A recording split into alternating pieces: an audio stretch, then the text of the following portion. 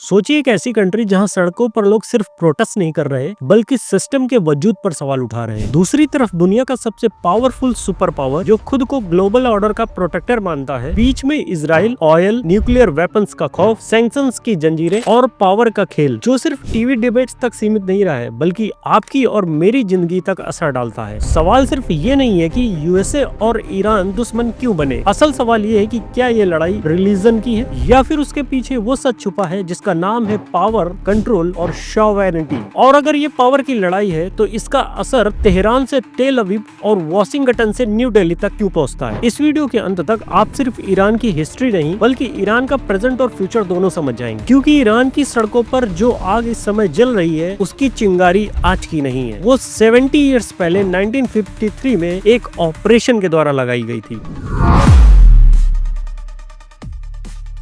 Iran को समझने के लिए उसको सिर्फ एक मिडिल ईस्टर्न कंट्री के रूप में देखना सबसे बड़ी भूल होगी। ये वही जमीन है जिसको दुनिया पर्सिया के नाम से जानती थी। यहीं से अकेनमिड अंपायर उठा, जहां साइरस द ग्रेट ने साइरस सिलेंडर के जरिए पहली बार दुनिया को आइडिया दिया कि रूलर भी लॉ के नीचे होता है। ईरान खुद को सिर्फ बॉर्डर के बीच बंधी हुई नेशन के रूप में नहीं मानता, वो खुद को 2500 साल पुरानी सिविलाइजेशन के रूप में मानता है। और जब कोई सिविलाइजेशन अपने आप को हिस्ट्री का एयर मानता है, वो किसी और के कंट्रोल को आसानी से एक्सेप्ट नहीं करता। और यहीं से ईरान और वेस्टर्न कंट्री के बीच तकरार की कहानी शुरू होती है।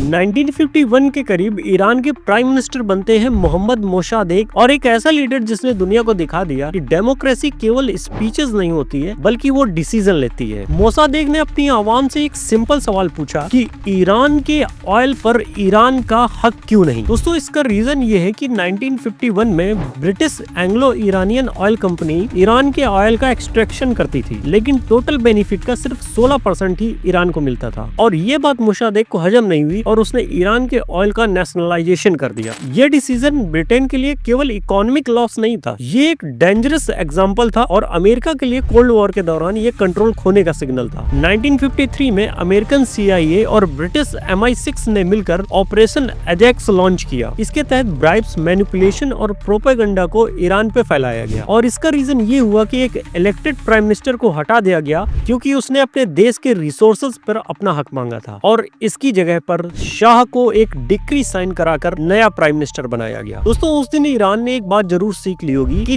जब तक डेमोक्रेसी अमेरिका के इंटरेस्ट के हिसाब से चलती है तब तक तो ठीक है, और जैसे ही वो इंटरेस्ट के खिलाफ हो जाती है वो कूप के जरिए मिटा दी जाती है।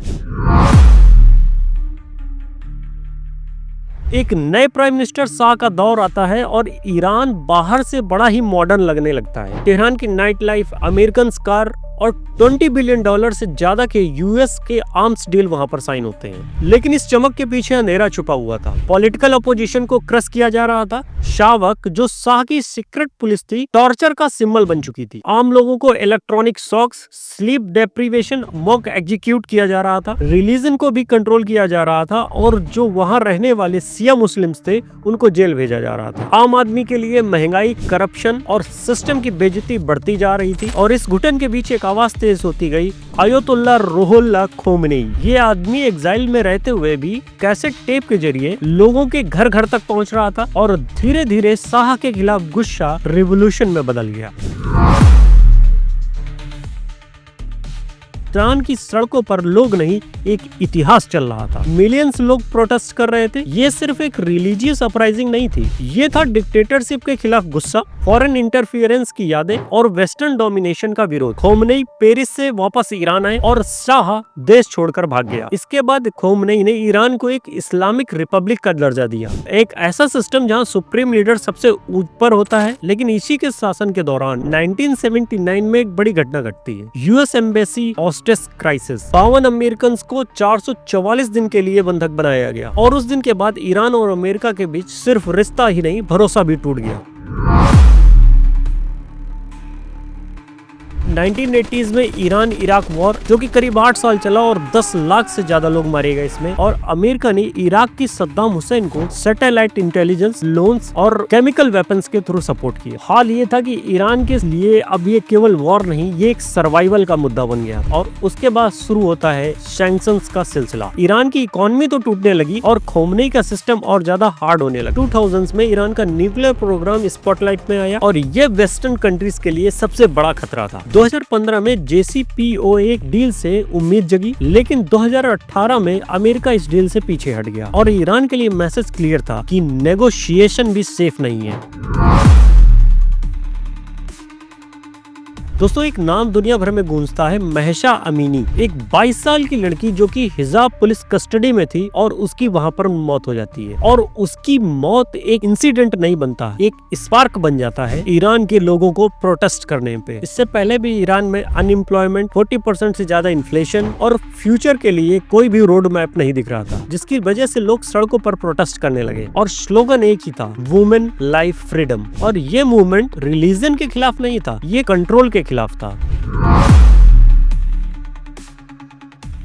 महसा अमीनी के बाद ईरान शांत नहीं हुआ, गुस्सा को सिर्फ दबा दिया गया था और 2025 के आखिरी दिनों में गुस्सा फिर से फट पड़ा। तेहरान के ग्रांड बाजार से शुरू हुए ये प्रोटेस्ट धीरे धीरे पूरे देश में फैल गए। वजह सिर्फ हिजाब नहीं थी, वजह थी इकोनॉमी, रियाल का रिकॉर्ड लो पर जाना, इन्फ्लेशन 40% से ऊपर चला जाना और बेसिक चीजें लोग अफोर्ड नहीं कर पा रहे थे। ये एक छोटा प्रोटेस्ट धीरे धीरे पॉलिटिकल एंगर में बदलता चला गया। स्लोगन सिर्फ महंगाई के नहीं थे, बल्कि सिस्टम को बदलने के थे और गवर्नमेंट का रिस्पॉन्स बहुत ही ब्रूटली था। लाइव फायर किया गया, बुलेट्स चलाए गए, मास में लोगों को अरेस्ट किया गया और जनवरी 2026 में पूरे देश का इंटरनेट बंद कर दिया गया। ह्यूमन राइट्स ग्रुप्स के मुताबिक हजारों लोग मारे गए, टेंस ऑफ थाउजेंड्स लोगों को अरेस्ट किया गया। गवर्नमेंट का नैरेटिव ये था कि ये फॉरेन स्पॉन्सर्ड राइट्स हैं। आज ईरान का सबसे बड़ा सवाल ये है कि क्या इस्लामिक रिपब्लिक रिफॉर्म करेगी या फिर हिस्ट्री फिर से एक बार सड़कों पर लिखी जाएगी। दोस्तों, इन सब के बीच इंडिया इस कॉन्फ्लिक्ट को ना इमोशन से देखता है और ना ही आइडियोलॉजी से। इंडिया अपने इंटरेस्ट से इसको देखता है। एनर्जी सिक्योरिटी, चाबहार पोर्ट जो कि फिलहाल में अभी कंट्रोवर्सी बना हुआ है, सेंट्रल एशिया एक्सेस, इसलिए इंडिया का स्टांस क्लियर है कि वो स्ट्रेटेजिक ऑटोनॉमी को अपनाएगा, ना अमेरिका का साथ ईरान के खिलाफ और ना ही ईरान का साथ वेस्ट के खिलाफ। दोस्तों, ये लड़ाई रिलीजन के खिलाफ नहीं है, रिलीजन सिर्फ एक लैंग्वेज है। असल लड़ाई है पावर, कंट्रोल, डिग्निटी और सोवरेनिटी। अगर आप जियोपॉलिटिक्स को सिर्फ न्यूज हेडलाइंस नहीं बल्कि पावर का ब्लूप्रिंट के रूप में समझना चाहते हैं, अगर आप हिस्ट्री के पीछे छुपा हुआ फ्यूचर देखना चाहते हैं, तो